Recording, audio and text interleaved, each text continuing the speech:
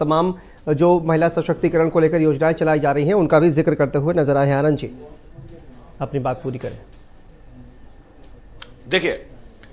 देखिए एक बात बहुत स्पष्ट है, भी शिवराज जी कह रहे थे, निश्चित रूप से भारतीय जनता पार्टी कार्यकर्ताओं की पार्टी और सभी लोग मिलकर चुनाव लड़ते हैं। मैंने आपको पहले ही कहा, आदरणीय प्रधानमंत्री मोदी जी जैसा विराट व्यक्तित्व है, नड्डा जी जैसा कुशल संगठन करता हमारे पास है, अमित शाह जी जैसे रणनीतिकार है और योगी जी जैसे व्यक्तित्व है, स्टार प्रचारक हैं हमारे पास, जिनके लिए जनता के मन में अगाध श्रद्धा और प्रेम है, जिनके उत्तर प्रदेश में जिनके लॉ एंड ऑर्डर को उत्तर प्रदेश में जिस तरह से उन्होंने उत्तर प्रदेश को बदलने का काम किया, आज पूरा भारत उनकी प्रशंसा कर रहा है। तो ऐसे नेतृत्व हमारे पास है और हमारे पार्टी में तमाम ऐसे नेता हैं जो लगातार जनता के लिए कार्य कर रहे हैं। तो ये कलेक्टिव एफर्ट है, ये सभी लोगों ने मिला जुला प्रयास किया है। प्रधानमंत्री मोदी जी के मार्गदर्शन में शिवराज जी ने जिस तरह से मेहनत की है, वहां पर तमाम योजनाओं को जमीन पर पहुंचाया है। मां बहनों का जो आशीर्वाद है वो शिवराज जी को मिला है, जिस तरह से लाडली लक्ष्मी योजना, लाडली बहना योजना और तमाम योजनाएं। और सबसे बड़ी बात है कि जो योजनाएं केंद्र से चली वो सफलतापूर्वक, चाहे उत्तर प्रदेश हो चाहे मध्य प्रदेश हो, जहां भी भारतीय जनता पार्टी की सरकारें हैं वहां नीचे तक पहुंची, चाहे वो किसान सम्मान निधि हो, शौचालय बनाने का हो, उज्ज्वला गैस हो, तमाम चीजें। लेकिन जहां हमारी सरकारें नहीं रही वहां जानबूझकर जो विपक्षी सरकारें हैं वो कोशिश करती है कि केंद्र की योजनाएं सही तरीके से लागू ना हो ताकि इसका श्रेय जो है नरेंद्र मोदी जी को न मिले। लेकिन एक चीज बहुत स्पष्ट कर दो और दूसरी चीज कहना चाहूंगा जो मैं कहते कहते रह गया था जी, कि जिस तरह से सनातन का विरोध कर रहे थे ये लोग, जिस तरह से भगवान राम को काल्पनिक बता रहे थे, उसी तरह से जनता ने इनके सत्ता में शामिल होने के, सत्ता पर काबिज होने के सपनों को काल्पनिक बता दिया है। ये 3 राज्यों का जो जनादेश है ये 2024 के लिए जनता का आदेश है और यही अश्वमेध है जिसको विपक्ष रोक नहीं सकता है।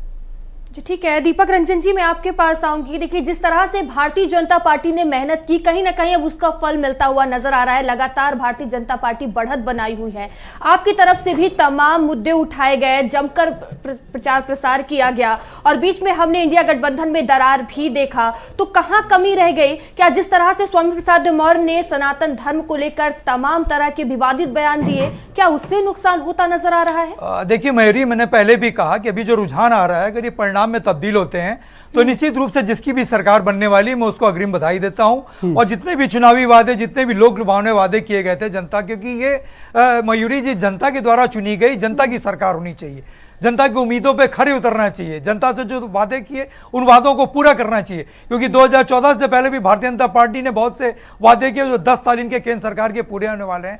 आज तक उन वादों को अमली जामा नहीं पहनाया गया। तो मैं तो ये उम्मीद करता हूं कि जो 450 रुपए का सिलेंडर इन्होंने अपने मैनिफेस्टो में कहा कि हम 450 रुपए का सिलेंडर राजस्थान में देंगे, 2.5 लाख नौकरियां देंगे हर साल हम राजस्थान में, तो हम समझते हैं कि जहां जहां पर भाजपा शासित राज्य, जहां जहां पर भाजपा की सरकारें हैं जिन राज्यों में, वहां पर 450 रुपए सिलेंडर देना चाहिए। देखिए रहा सवाल कांग्रेस पार्टी का, अगर आज कांग्रेस पार्टी ने समाजवादी पार्टी का सहयोग ले लिया होता, जो रुझान देखने को मिल रहा है मयूरी जी, ये रुझान देखने को नहीं मिल रहे होते। आज कहीं ना कहीं इंडिया मोर्चा की सरकार मध्य प्रदेश में और राजस्थान में बनती हुई दिख रही होती।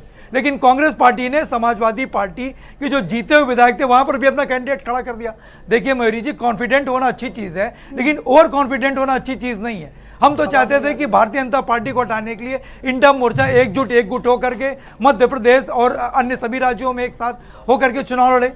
लेकिन कांग्रेस, हमको नहीं लगता कि भारतीय जनता पार्टी को हराने के लिए कहीं ना कहीं सीरियस थी। अगर सीरियस थी तो उसको कहीं ना कहीं इंडिया मोर्चा का साथ लेना चाहिए।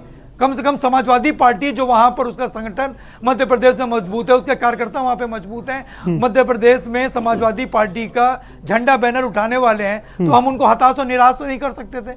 हमने कितनी सीटें मांगी थी? 230 में हमने सिर्फ 6 सीटें तो मांगी थी, वो भी वो 6 सीटें मयूरी जी जो हम एक पे हमारा विनिंग था, जो 2018 में जब हम चुनाव जीते थे उसका एकमात्र हमने समर्थन दिया था अपने एकमात्र विधायक का। उसके बाद ही इनकी महामहिम राज्यपाल ने इनको सरकार बनाने का न्योता दिया था। और देखिए भारतीय जनता पार्टी के लोग जो भी अच्छी बात है, मैं इनको बधाई देना चाहता हूं, रुझान में आगे चल रहे हैं। लेकिन शायद ये 2013 भूल गए, उस टाइम आदरणीय मोदी जी का कहीं नामो निशान नहीं था, वो देश के प्रधानमंत्री नहीं थे। उस टाइम 2013 में इन तीनों राज्यों में भारतीय जनता पार्टी ने प्रचंड बहुमत की सरकार बनाई थी। उसके बाद 4 साल 2014 से लेकर के मोदी जी 2018 तक इनकी डबल इंजन की सरकार रही, और 2018 का परिणाम क्या रहा? तो इसलिए चलिए, बहुत एक ज्यादा छोटा सा कमेंट आनंद जी, उसके बाद मैं आता हूं राजकुमार मौर्य जी के पास। जी देखिए, इन्होंने कहा कि अगर समाजवादी पार्टी का समर्थन ले लिया होता तो स्थिति ऐसी नहीं रही होती। अरे भाई, समाजवादी पार्टी का समर्थन, और समाजवादी पार्टी तो 17 में उत्तर प्रदेश में चुनाव भी लड़े थे, क्या हुआ? हालत सबको पता है। अगर समर्थन लेते तब भी यही स्थिति रहती। और एक शेर याद आ गया मुझे दीपक जी के लिए कि कुछ लोग जो सवार हैं कागज की नाव पर, तोहमत तलाशते हैं हवा के दबाव पर। तो ये लोग हवा का, ये कागज की नाव पर सवार हैं लेकिन हवा को दोष दे रहे हैं। तो यही चीज है, सबसे बड़ी बात है कि आप समझिए कि जिस तरह की बयानबाजी आपके नेता कर रहे हैं, कभी भगवान राम पर, कभी रामचरितमानस पर, कभी वही मैं राजकुमार मौर्य जी के पास आ रहा हूँ। राजकुमार मौर्य जी, प्रमोशन दिए जा रहे हैं। ये जो देखिए इंडिया गठबंधन कहा जाए कि कांग्रेस पार्टी, समाजवादी पार्टी, दो महत्वपूर्ण पार्टियां इंडिया गठबंधन की है। इस तरह का जो कहा जाए कि बेहतर तालमेल कहीं ना कहीं देखने को नहीं मिला मध्य प्रदेश में, उसका खामियाजा भुगता, और लोकसभा चुनाव में बड़े स्तर पर खामियाजा भुगतना पड़ सकता है। प्रमोद कृष्णम आपके नेता वो कह रहे हैं कि आप इस तरह के जो नेता हैं उनको पार्टी से नहीं निकालेंगे तो उसका हाल AIMIM जैसा हो जाएगा। राजकुमार जी, भाई पैच कर दूं ना 555 वाला। अच्छा ठीक, गेस्ट दिया कर रहे हैं ना, कोई डिबेट निकली यार। राजकुमार जी क्या आपको आवाज आ रही है? चलिए वापस आएंगे राजकुमार जी आपके पास। लेकिन देखिए प्रदीप जी, मैं आपसे जानना चाह रहा हूं कि ये जिस तरह से पूरा आपने देखा, जो एक सधा हुआ बयान कहीं ना कहीं मध्य प्रदेश के मुख्यमंत्री शिवराज सिंह चौहान का, उन्होंने कहा कि राज्य को कहीं ना कहीं आशीर्वाद जो है वो मिलता रहता है प्रधानमंत्री नरेंद्र मोदी का, केंद्रीय नेतृत्व का कहा जाए।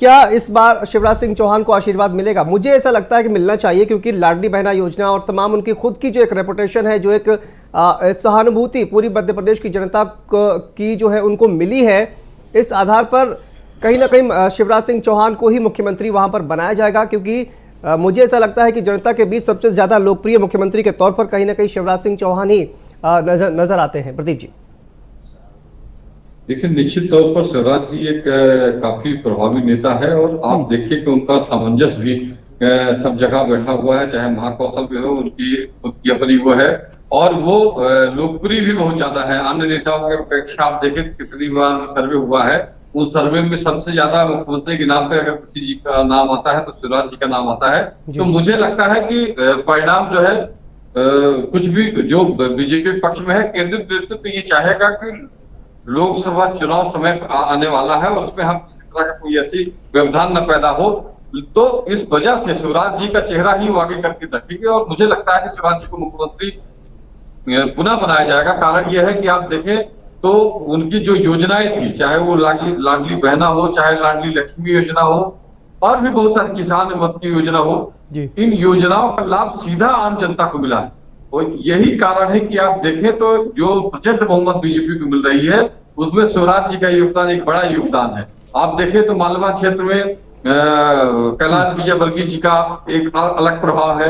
उसी तरह से आप देखें तो प्रहलाद पटेल का काफी बड़ा क्षेत्र है, ये जो महाकौशल वाला भाग है। लेकिन इसके अलावा आप देखें तो शिवराज जी का पूरे क्षेत्र में, शिवराज जी का कोई एक क्षेत्र नहीं है। शिवराज जी का मालवा में भी अच्छा हुआ है, ग्वालियर चंबल में भी उनकी अच्छी स्थिति है, और बिंद में भी। तो मुझे लगता है कि शिवराज जी एक बीजेपी के लिए एक अच्छे नेता हैं, और उनके जो योजनाएं हैं वो कहीं ना कहीं सीधा आम जनता को प्रभावित की है। बिल्कुल, वो तमाम योजनाएं महिला सशक्तिकरण को लेकर भी उन्होंने भी जिक्र किया। उन तमाम योजनाओं की वजह से भारतीय जनता पार्टी को जो है वो कहा जाए कि एक बहुत बड़ा जो यहाँ पर मैंडेट है वो दिखाई दे रहा है। चलिए ठीक है प्रदीप जी, वक्त की कमी है, माफी के साथ आपको रोकना चाहूंगा। आप सभी का बहुत बहुत शुक्रिया भारत समाचार पर हमसे जुड़ने के लिए और तमाम अपने व्यूज हमारे दर्शकों तक पहुंचाने के लिए। तो देखिए, कहा जाए कि लगातार भारत समाचार पल पल की अपडेट इन 4 राज्यों में होने वाले विधानसभा चुनाव की आपको दे रहा है। और देखा जाए तो मध्य प्रदेश, राजस्थान, छत्तीसगढ़ में भारतीय जनता पार्टी लगातार जीत की ओर बढ़ती हुई नजर आ रही है, और लगातार भारत समाचार